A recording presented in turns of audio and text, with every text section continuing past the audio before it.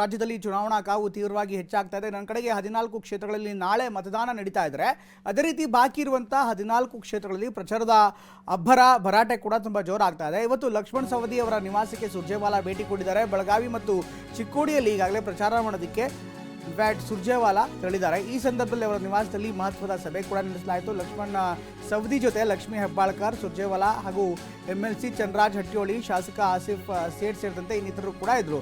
ಇನ್ನು ಮೃಣಾಲ್ ಪರ ಒಲವು ಹೇಗಿದೆ ಅನ್ನೋ ಕುರಿತು ಚರ್ಚೆ ಕೂಡ ಮಾಡಲಾಗಿದೆ. ಮೋದಿ ಬೆಳಗಾವಿಗೆ ಆಗಮಿಸ್ತಾ ಇರೋ ಬಗ್ಗೆ ಕೂಡ ಚರ್ಚೆ ಆಗಿದೆ. ಕೌಂಟರ್ ಆಗಿ ಏನೆಲ್ಲ ಪ್ಲಾನ್ಗಳನ್ನು ಮಾಡಬೇಕು ಇದರ ಬಗ್ಗೆ ಒಂದು ಪ್ರಮುಖವಾದ ಸಭೆ ನಡೆದಿದೆ.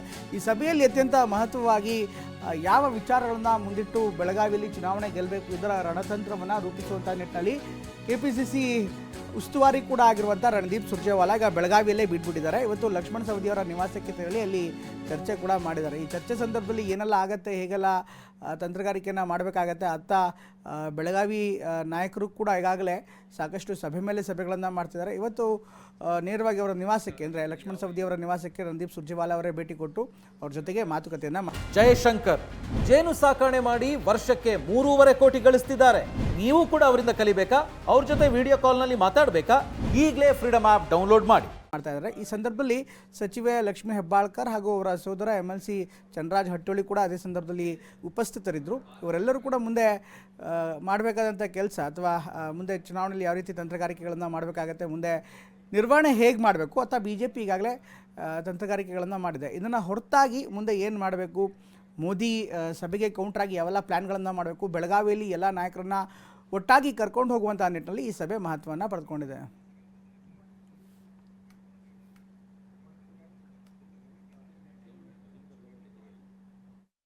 ಇವತ್ತು ಬೆಳಗಾವಿ ಪಾರ್ಲಿಮೆಂಟು ಮತ್ತು ಚಿಕ್ಕೋಡಿ ಪಾರ್ಲಿಮೆಂಟ್ಗೆ ನಮ್ಮ ಸ್ಟೇಟ್ನ ಇನ್ಚಾರ್ಜ್ ಆದಂಥ ಜನರಲ್ ಸೆಕ್ರೆಟರಿ ಆದಂಥ ರಣದೀಪ್ ಸಿಂಗ್ ಸುರ್ಜೇವಾಲಾ ಅವರು ಬಂದಿದ್ದರು. ಸೊ ಎಲ್ಲ ಆಗು ಹೋಗುಗಳ ಬಗ್ಗೆ ಲಾಸ್ಟ್ ಮಿನಿಟ್ ಟಚ್ ಕೊಡೋಕ್ಕೆ ಯಾವ ರೀತಿ ನಡೀತಾ ಇದೆ, ಯಾವ ರೀತಿ ವಾತಾವರಣ ಇದೆ ಅಂತ ಹೇಳಿ ಎಲ್ಲ ನೋಡ್ಕೊಂಡು ಹೋಗಲಿಕ್ಕೆ ಬಂದಿದ್ದಾರೆ. ಕೆಲವು ವಿಚಾರಗಳನ್ನು ಕೂಡ ಚರ್ಚೆ ಮಾಡಿದ್ದೀವಿ. ಪ್ರಚಾರಕ್ಕೆ ರಾಜ್ಯದ ನಾಯಕರು ಬರ್ತಾರೆ, ರಾಷ್ಟ್ರೀಯ ನಾಯಕರು ಕೂಡ ಬರ್ತಾರೆ. ನಾನೇನು ಅಪಪ್ರಚಾರ ಮಾಡ್ತಾ ಇಲ್ಲ, ಅವರ ಮುಖಕ್ಕೆ ಕನ್ನಡಿಯನ್ನು ತೋರಿಸ್ತಾ ಇದ್ದೀನಿ. ಅವರ ಮುಖಕ್ಕೆ ಕನ್ನಡಿಯನ್ನು ಹಿಡಿತಾ ಇದ್ದೀವಿ. ಅವ್ರ ಜೀವನದಲ್ಲಿ ಈ ಥರ ನೋಡಲ್ಲ ಅಂತಂದರೆ ನನಗೆ ಏನೂ ಅದಕ್ಕೆ ಉತ್ತರ ಕೊಡಲಿಕ್ಕೆ ಆಗೋದಿಲ್ಲ. ಅವ್ರ ಜೀವನದಲ್ಲಿ ಏನು ಮಾಡಿದ್ದಾರೆ ಅಂತಲೂ ಕೇಳಲಿಕ್ಕೆ ಬಯಸ್ತೇನೆ.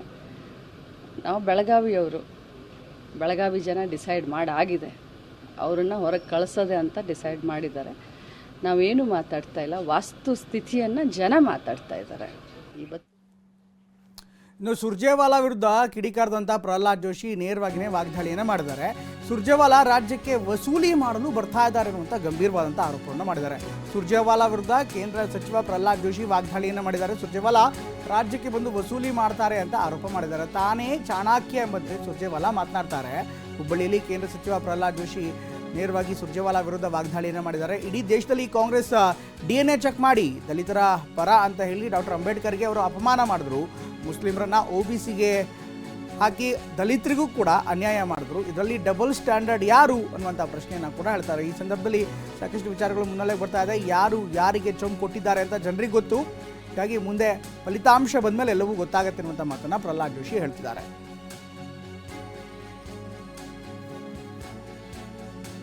ಡಬಲ್ ಸ್ಟ್ಯಾಂಡರ್ಡ್, ದಲಿತರು ಬಗ್ಗಾಗಿಯೇ ಇರೋದು ನಮ್ಮ ಪಾರ್ಟಿ ಅಂತ ಹೇಳ್ಕೊತ ಬಂದವರು ಅಂಬೇಡ್ಕರ್ಗೆ ಅಪಮಾನ ಮಾಡಿದರು, ಡಾಕ್ಟರ್ ಬಾಬು ಜಗಜೀವನ್ ರಾಮ್ಗೆ ಅವ್ರಿಗೆ ಅಪಮಾನ ಮಾಡಿದರು.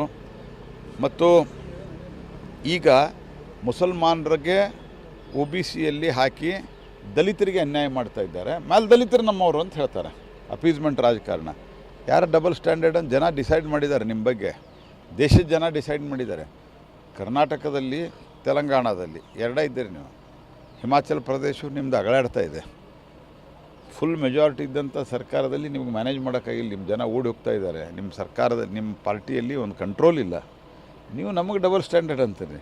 ನಿಮ್ಮ ಡಬಲ್ ಸ್ಟ್ಯಾಂಡರ್ಡು ನೋಡಿಬಿಟ್ಟಿದ್ದಾರೆ. ಮೋದಿ ಅವ್ರನ್ನ ಜನ ಇವತ್ತು ಒಬ್ಬ ದೇಶದಲ್ಲಿ ಒಂದು ಪರಿವರ್ತನೆ ತರಲಿಕ್ಕೆ ಬಂದಿರುವಂಥ ನಾಯಕ ಅನ್ನುವಂಥದ್ದನ್ನು ಜನ ರಿಕಗ್ನೈಸ್ ಮಾಡಿದ್ದಾರೆ. ಅವರು DNA ಬಗ್ಗೆ ದೇಶದ ಜನ ನೋಡ್ಯಾರ. ಇಡೀ ದೇಶದಲ್ಲಿ ಕರ್ನಾಟಕದಲ್ಲಿ ಒಂದು ಬಿಟ್ಟರೆ ಇಲ್ಲಿ ಕರ್ನಾಟಕಕ್ಕೆ ವಸೂಲಿಗೆ ಬರ್ತಾರೆ ಅವರು ಅಷ್ಟೇ, ಬೇರೆ ಇನ್ನೇನಿಲ್ಲ. ಅದನ್ನು ಬಿಟ್ಟರೆ ಇಡೀ ದೇಶದಲ್ಲಿ ಅವರು DNA ಚೆಕ್ ಮಾಡಿ ದೇಶದಲ್ಲಿ ಕಾಂಗ್ರೆಸ್ಸಿನ ಸ್ಥಿತಿ ನೋಡ್ರಿ, 230 ಸೀಟ್ ಸ್ಪರ್ಧೆ ಮಾಡ್ಯಾರ, 230.